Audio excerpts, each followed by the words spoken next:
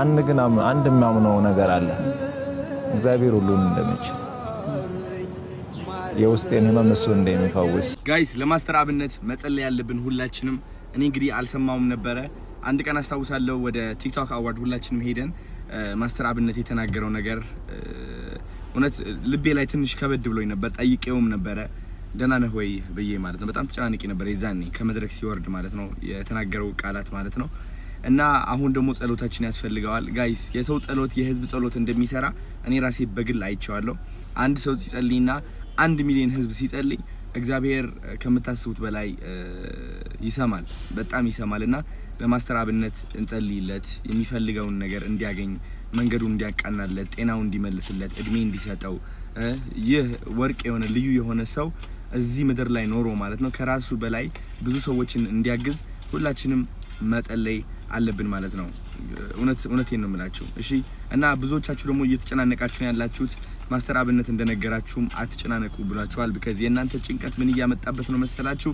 እሱም ጭንቀት ያመጣበት ነው መጨናነቅ የለበትም እንደው መደሰት ነው ያለበት ማስተር አብነት እስካሁን ላረጋቸው ነገሮች ሴሌብሬት ነው ማድረግ ያለብን እንደውም መሸለም ነው ያለባችሁ ደስታ ላይ እንዲቆይ አወንታዊ የሆነ አስተሳሰብ ላይ እንዲቆይ በተቻለን አቅም ማድረግ ይኖርብናል ማለት ነው ሰፖርት የምናደርገው በዚህ ዓለማዊ ነገር ብቻ ሳይሆን በመንፈሳዊ ነገር ነው እኛም ሰዎች ነንና ዓለማዊ አቅማችን ዝቅ ያለ ነው እውነት ለመናገር because ከዓለማዊ በላይ መንፈሳዊ ይበልጣል ስለዚህ መንፈሳችን ላይ ሰርተን የማስተር አብነት መንፈስም እናስተካክለውና ቀጥ እንዲል እንዲቆም ህይወቱ እንዲቀየር ጤናማ እንዲሆን እንጸልይለት ሁላችንም ተንበርክከን ማታ ከመተኛታችን በፊት ማለት ነው ሰላም ጤና ይስጥልኝ እንዴናችሁ ውድ ያገሬ ልጆች በእያላችሁበት ሰላማችሁ ይብዛ ውድ ያገሬ ልጆች እንግዲህ እንደምታውቁት ከሰሞኑ በዚህ በሁለት ቀን ውስጥ እንደሰማነው ማስተር አብነት ታሟል ህመሙን ደግሞ አጋጣሚ ሲጠየቅ የተናገረው ነው በአዲስ ሚዲያ ኔትወርክ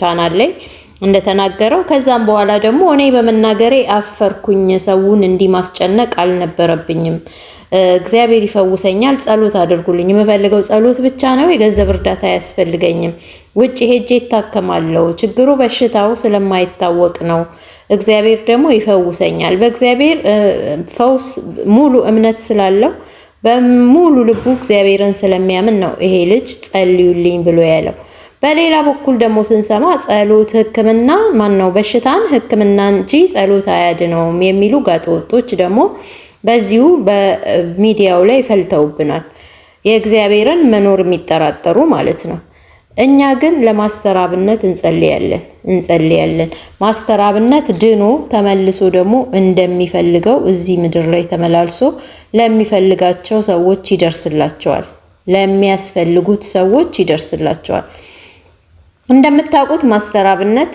ብዙዎችን እንግዲህ አሁን በአሁኑ ሰዓት ራሱ ሪከርድ ሰብሯል 5 ሚሊዮን ተከታይ ያለው ለማስተር አብነት እንግዲህ ለ3 ቀናት የጾም ጸሎት ታውጇል በጎፋ ዞን በቡልቄ ከተማ ነዋሪዎች ለማስተር አብነት ከበደ በአደባባይ ጸሎት ያደረጉ ነው በዛሬው ዕለት የቡልቄ ከተማ ነዋሪዎች ለበጎ ሰው ለማስተር አብነት ከበደ ባንድ ወጥተው በአደባባይ እየጸለዩ ይገኛሉ በጊዜ ጎፋ ወረዳ በኬንቾ ሻቻ በኬንቾ ጎንዚ ኬንቾ ወይዛና ቡዳ ቀበሌዎች በየቤተ እምነቶቹ የ3 ቀናት የጾም ጸሎት ቀንም ታወጀ እንግዲህ ወጣት በ2016 ዓመተ ምህረት በጎፋ ዞን ጎፎ ወረዳ በተከሰተው የመሬት መንቀጥቀጥ መንሸራተት አደጋ ጊዜ በአካባቢው ማህበረሰብ ትልቅ ውለታ በመክፈሉ ነው የህዝቡ ልብ ውስጥ መግባት የቻለው ፈጣሪ የእናቶችንና የአባቶችን የመላው ህዝባችንን ጸሎት ሰምቶ ለምስጋና እንደሚያበቃው እምነታችን ነው በመላው የኢትዮጵያ ህዝብ ለወንድማችን እንጸልይለት ፈጣሪ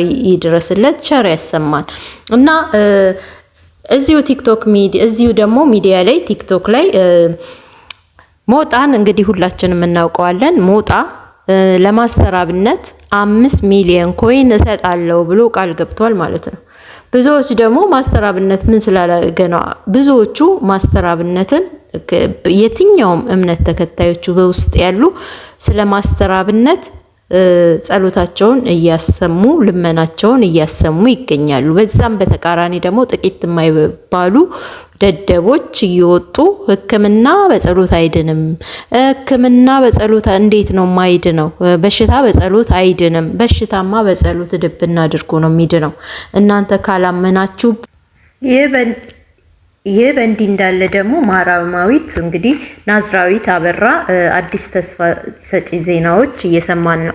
በቻይና በእስር ላይ ስለምትገኘው የኢትዮጵያዊት ናዝራዊት አበራ ወቅታዊ ሁኔታዎች የቅርብ ቤተሰቦቿ የተገኘ አዲስ መረጃ ደርሶናል ይላል እዚሁ ጉርሻ ፔጅ ላይ። ናዝራዊት ካለችበት አስቸጋሪ ሁኔታ አንጻር አሁንም ብርቱ ሆና እንደምትገኝ ተገልጿል። ቀደም ሲል ተከስቶባት የነበረው የሞት ቅጣት በይግባኝ ወደ እድሜ ልክ እስራት በመቀየሩ የሚታወስ ሲሆን በአሁኑ ወቅት ደግሞ ቅጣቱ ይበልጥ ለማቃለል ሌላ የይግባኝ ጥያቄ ቀርቦ በሂደት ላይ ይገኛል።